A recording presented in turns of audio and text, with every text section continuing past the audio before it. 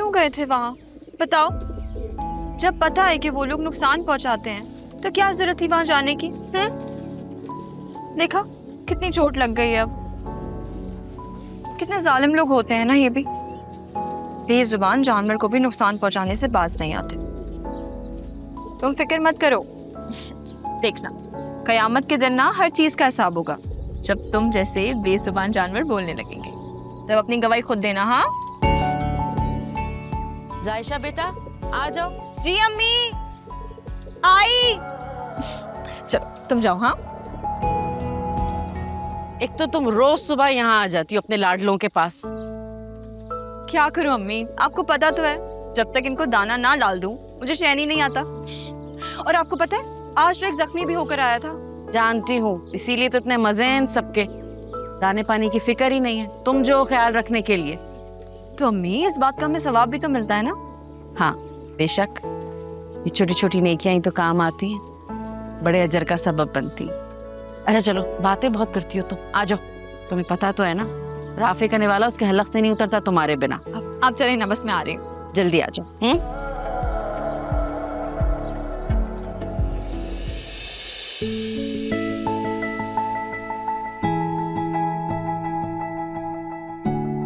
आ गई अपने लाडलों को नाश्ता करवा के। आप इतना जलते क्यों है मेरे प्यारों से? हाँ बेचारे ने क्या बिगाड़ा है आपका? क्यों ना जलूं भाई, बताओ। उनकी वजह से रोज मुझे नाश्ते की टेबल पर तुम्हारा इंतजार करना पड़ता है। तो मैंने कब कहा है कि आप मेरा इंतजार किया करें? खा लिया करें खुद ही। अच्छा ठीक है, तो फिर कल से मैं अपना नाश्ता करके खुद यूनिवर्सिटी चला जाऊंगा और फिर तुम शिकायत मत करना। इतराए नहीं ज्यादा आप, मुझे पता है आप ऐसा कभी नहीं करेंगे क्योंकि आप खाने का पहला निवाला मेरे हाथ से खाते हैं।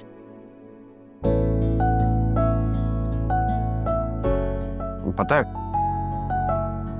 इस एक निवाले की वजह से ना मुझे रोज लेट होना पड़ता है। कोई नहीं भाई, कोई लेट वेट नहीं होते, आप टाइम पे पहुंचते हैं, सब पता है मुझे। अच्छा अब जल्दी से ना कॉलेज के लिए तैयार हो जाओ, वरना आज हम वाकई लेट हो जाएंगे। अब मैं आज कॉलेज नहीं जाऊंगी। क्यों? तो तुम्हारे पेपर होने वाले हैं ना।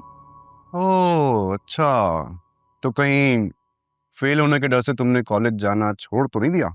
जी नहीं, सबको पता है कि जायशा कभी फेल नहीं हुई और ना ही कम नंबर लाती है। मेरे कॉलेज वालों ने एग्जाम्स की वजह से हमें छुट्टियां दी हुई है, इसलिए नहीं जा रही।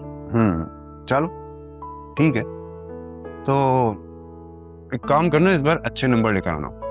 कहीं ऐसा ना हो लोग कहें कि इतने लायक भाई की इतनी नालायक बहन है। भाई अभी तो आप इंजीनियर बने नहीं हो और आपका ये हाल है, जब बन जाएंगे पता नहीं क्या होगा। लो हाँ यार भाई।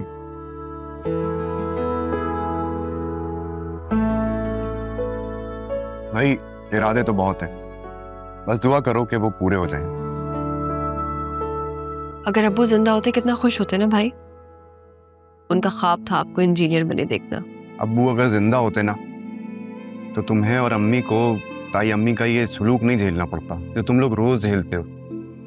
जितनी मगरूर ताई अम्मी है ना, उससे कई ज्यादा बढ़कर उनके दोनों बच्चे अरीशा और अरसलान भी हैं। बेटा ये सुबह सुबह क्या बातें लेकर बैठ गए? छोड़ो। कैसे छोड़ दूं अम्मी? मैं जब भी उन लोगों का आप दोनों के साथ ये सलूक देखता हूँ ना, मुझे एहसास होता है कि अब्बू के जाने के बाद से ना आप लोगों को कितना मुश्किल वक्त झेलना पड़ रहा है। बेटा श्री भाभी की तो आदत ऐसी है, वो तो हमेशा से इस तरह की है। तुम ये देखो ना, हामिद भाई का रवैया हमसे कितना अच्छा है।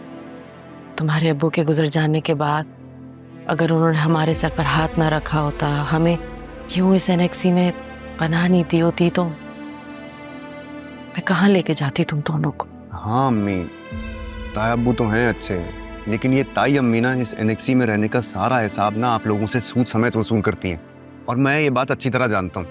बेटा मेरा मानना है कि वक्त जैसा भी हो सब्र और शुक्र के साथ गुजार लेना चाहिए, क्योंकि हर वक्त गुजर जाता है, ये वक्त भी गुजर जाएगा। जायशा तुम क्या शक्ल देख रही हो? जल्दी से नाश्ता कंप्लीट करो अपना, हमें जाना है भाभी के घर। किसी काम से ही बुलाया होगा, बिना काम के तो हमें थोड़ा ही याद करते हैं। फिर शुरू हो गए तुम। अभी मना किया है ना बेटा। भाई छोड़े ना इन बातों को।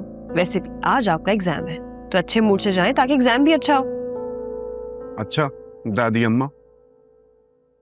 अच्छा अम्मी, आपने मेरे इम्तिहान के लिए खुसूसन दुआ की है ना? ये कोई बात है पूछने की भला? तुम तो हमेशा मेरी दुआओं में रहते हो, बल्कि मेरी तो हमेशा ये दुआ रहती है कि मेरे दोनों बच्चे सिर्फ इस इम्तिहान में नहीं बल्कि जिंदगी के हर इम्तिहान में सुरखरू। आमीन। आमीन।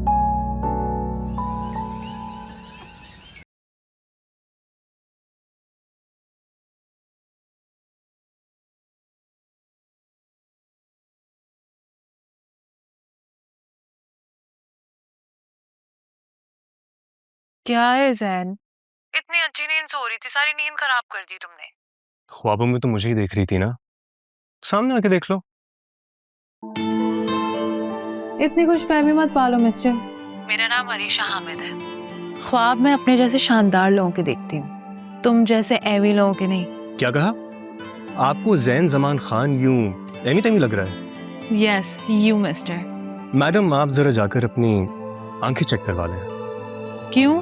क्योंकि आपको यूनिवर्सिटी का सबसे हैंडसम लड़का, जिसपे सारी लड़कियां फिदा हैं, यूं एमी तेमी लग रहा है। अच्छा अब ज्यादा बकबक मत करो, मुझे सोने दो। वैसे भी मेरी क्लास नहीं है तो मैं आऊंगी। मौसम देखो कितना आशिकाना हो रहा है, चल के लंच करते हैं यार। तुम आज भी यूनिवर्सिटी नहीं जा रहे हो? कितनी क्लासेस बंक करोगे यार? जब तुम नहीं होती हो तो तुम्हारे बगैर मेरा क्लासेस में दिल नहीं लगता। अच्छा बस अब रहने दो, इतने फ्लर्टेशियस ना बनो। हर लड़की को यही कहते होगे तुम। हाँ, लेकिन तुम्हारी बात कुछ अलग है।